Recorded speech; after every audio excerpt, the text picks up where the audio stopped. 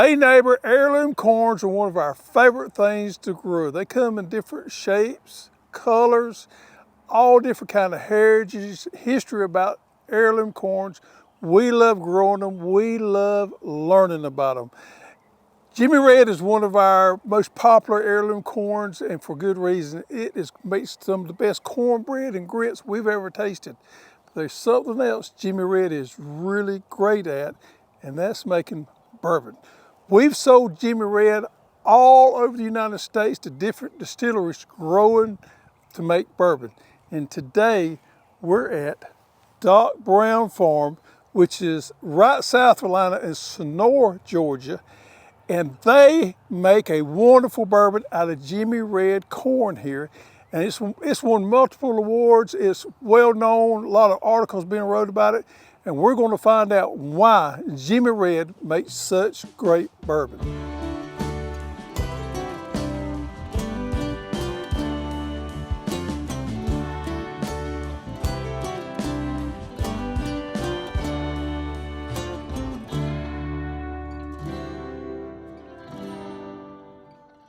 Well, just exactly how'd y'all get started? It's weird. It actually found us.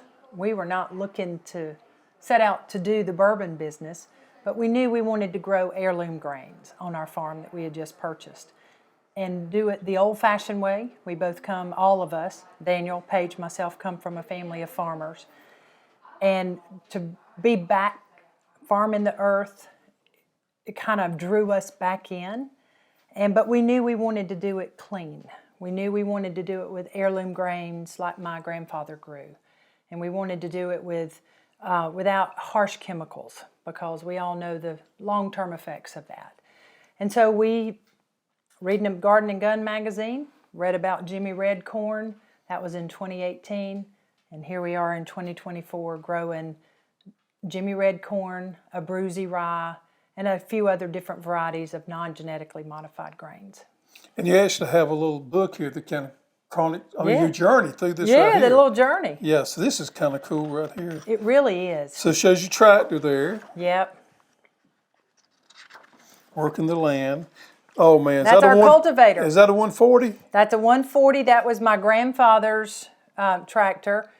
And when we just had the land here that we were farming, we cultivated the rows, and it was really cool. Since we've expanded the farm and now we farm a little over 125 acres, it'd take 4 or 5 days to do that. Now this is Jimmy Red corn. This is Jimmy Red corn. This is you told me earlier. This is my great grandchildren. This is your great grandchildren. This seed, your original seed stock came from us. Came from y'all. And you save your seed every year like you should do. Yes. And you grow boy, that's pretty corn. Isn't that pretty corn? Yep. So Jimmy Red corn, why is it so great? We know it makes great cornbread. We know it makes great grits. Why is Jimmy Red corn so sought after for bourbons? It is, isn't it? And we even have people call us and say, will you sell us some of your corn? And we're quite selfish with it, because it's hard to grow. Sure. It's a hard to grow crop. It's high in sugar. Sugar converts to alcohol. You want corn high in sugar. It's high in protein. So even our spent grains, after we distill, we actually pay to have a truck come in and take all of our stillage out, and we give it to farmers. And the farmers use it to feed their cattle. So we try to be a sustainable farm. Sure. There's no waste. And then it's high in oil. Jimmy Red corn has a beautiful, oily, almost like a butter, that gives you the oil finish with a bourbon that you're not going to get in a lot of other products. I'm not saying their products aren't good, they are. Does it have something to do with actual color? It has something to do with the color of the corn, because I know you know this, you're the master of Jimmy Red corn, in its milk stage it's white. Mm-hmm. But it's when it dries, and then when you grist mill and grind that corn, and then you send it to a fermenter, that's when all of that, just all the oils and the sugar and all the magic happens. And here's another thing. We plant in March, April, Easter, last frost.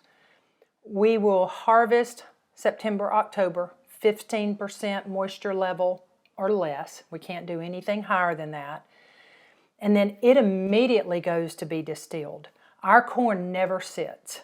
Right. So when I wear this shirt proudly, it's farm fresh. It's farm fresh bourbon. So you actually grind the corn down to make the mash, but y'all only grind right before you do that, and that helps with the freshness of the corn. Total freshness. Yeah. Comes from the field. We truck it up in 2,500-pound bags. It literally goes immediately into the grist mill, into the fermenters, then into the pot still. It's a 1,500-gallon Vendome pot still.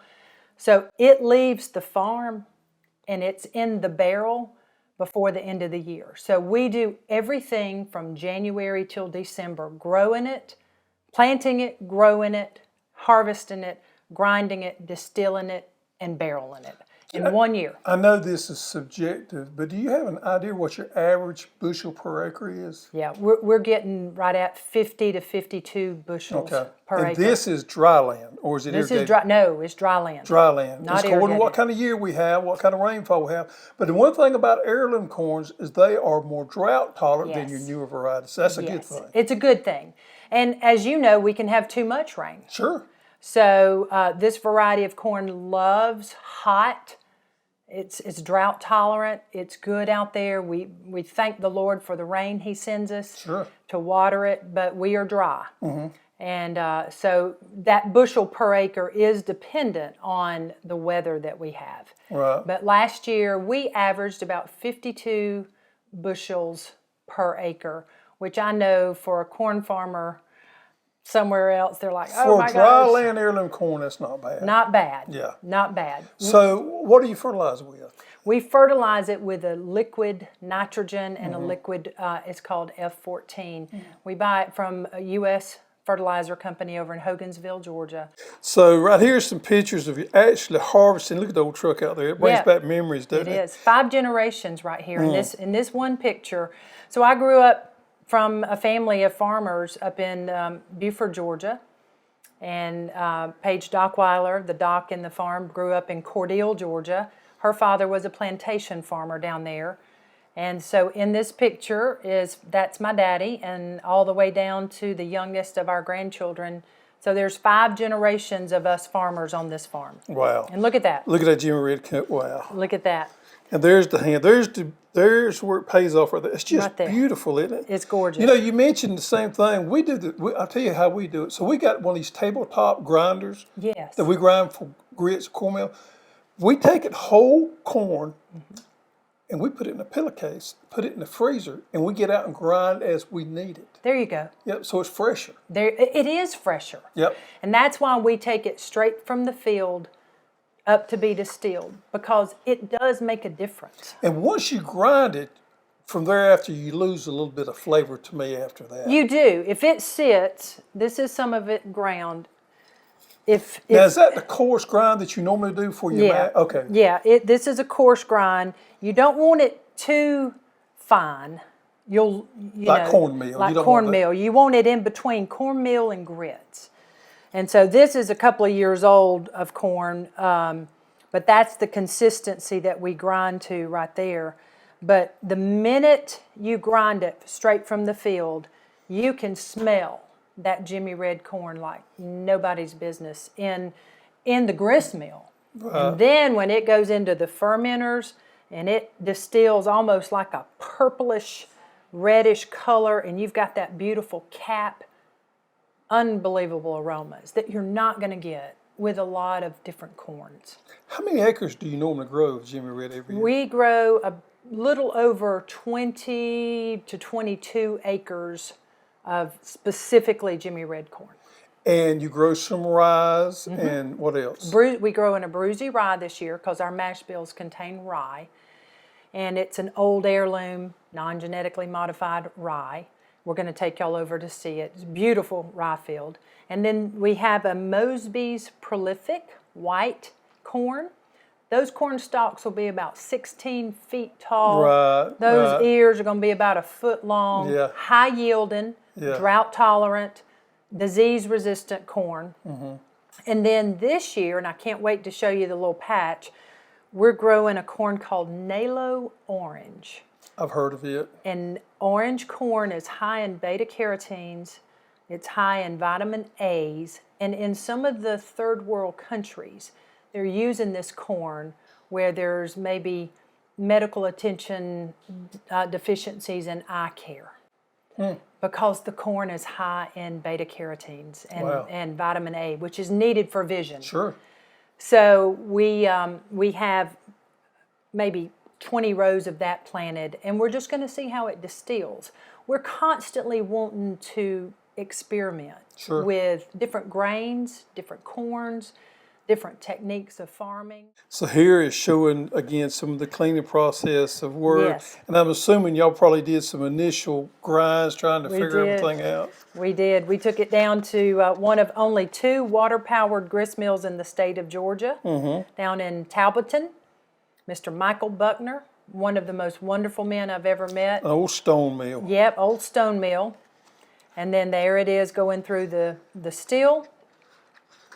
And then, of course, from there, putting it into the barrels.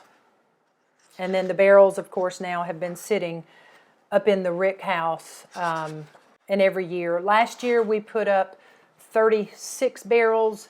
This year, we plan on putting up, we've increased our crops. Our goal is to put up 60 barrels.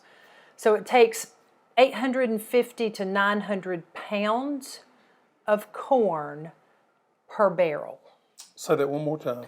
Takes 850 to 900 pounds of corn per barrel. And barrel is how big? 53 gallons. 53 gallons. So we use the 53-gallon barrels. So it takes a lot of corn. Takes a lot of corn. Takes a lot of corn. So when we say we get, 52 bushels or 50 bushels per acre at 56 pounds, we kind of try to divide that up into how many barrels do I have sitting out in the cornfields? And because at the end of the day, that's what matters. Right. Is my end product is going in a bottle, and how much do I have to grow to make it worth my time to do this? So Jimmy Red is the basics of all your bourbon, what, 80-85%? 80-85%, depending on the mash bills. Okay, and then you supplement it with some rye and some rye that you grow. Rye that we grow, wheat, and then barley. Barley's the little family member that ties everything together. We do not grow the barley. We do grow the Abruzzi rye, and we have a local farmer that grows our wheat. Okay, so the color we see here, and I asked you this question earlier, so if it's clear, it's considered moonshine. Yep. But once you put it in a barrel and it takes on that color there, Yes. it's considered bourbon. And that's a legal term? That's a legal term. So when it comes off the still, it's clear, of course, and that's got so many different names, moonshine being one of them, clear, white dog, Mountain Dew, all of that. Once it enters into a brand new, never used oak barrel that has been charred, they literally set the barrel on fire to char the inside. We use a level 4 char. What that does is that clear goes into that barrel, and through the 4 seasons of the year, the spring, summer, fall, winter, the bourbon goes in and out as that barrel expands and contracts, The white dog then becomes bourbon because it's going in the barrel and it's adopting the notes of the barrel. Sure. So good grains, great distilling techniques, with Matt is one of the masters at it, into a really good barrel, you're going to get a good product. But what a lot of people don't understand is the barrel gives bourbon a lot of its notes, its color, about 70% of it. And so aging is a critical process for bourbon. In order for it to be called straight bourbon, it has to be in a barrel for 2 years. Minimum to be called straight bourbon. So this right here is 2 of your Jimmy Red bourbons right here. And you ever run has a different name? We're going to have a consistent Effie Jewel. She will be our consistent. She's a 4 grain. And then our Uncle Bogue series, he's always going to do something a little rogue. We call him Rogue Bogue. This one was double oaked. We're getting ready to release one that's been finished in a Taraga wine barrel. We're looking for some sherry cask. We're looking for some rum cask that will finish Uncle Bogue in. And we're getting ready to send about 10 barrels of Effie Jewel to Texas, and we're going to finish her, we're going to age her on the salt air of Galveston, Texas. Wow. So it will age quicker, and it will be aged on the shore, and we're really excited about that. So you've been featured in what magazine? So we're and so multiple grateful. awards. Yeah, thank you. Garden and Gun, we runner up for Best of the South. We're so grateful for that. It started in Garden and Gun and it finished in Garden and Gun. We've been Georgia Trend. We've got several articles coming out here soon. Oh my gosh, I'd have to go through the Gwinnett, Atlanta Journal-Constitution. There's several articles that we've been through, so we're so grateful for all of them. Yeah, and all with the Jimmy Red. All with the Jimmy Red. The base of the Jimmy Red. Base of the Jimmy Red. That's our lane. We're staying in the lane. We love Jimmy Red corn. We love the flavors and the notes, and we're just thrilled to started with you. Yeah. It all started with an order of Jimmy Red corn from Haas. We got the box. We're like, okay, it's time to plant. It started with Haas. So and look where you're at now. look where we're at. So. So how can people buy the Jimmy Red bourbon? Yep, so we are carried in retail stores in Georgia, Texas, and Florida, and online. Go to our website, brownfarm.com, and if it's in stock, it will be shipped directly to your doorstep. Third-party shipper, we can't sell it directly to anybody. Retail stores all over Georgia, Texas, and Florida. Okay. And it sells out. So if Sells you out. find some of it, you got to get it. You got to get it Okay. because it sells out. All right. Thank you. Thank you.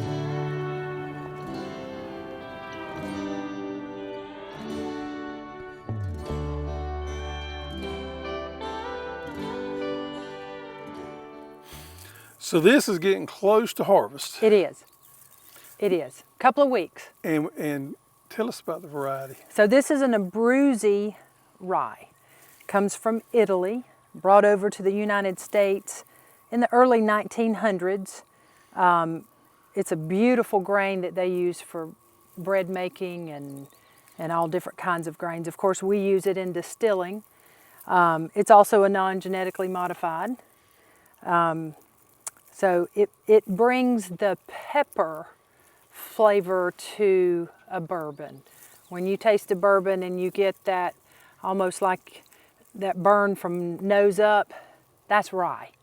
Wheat is a burn nose down.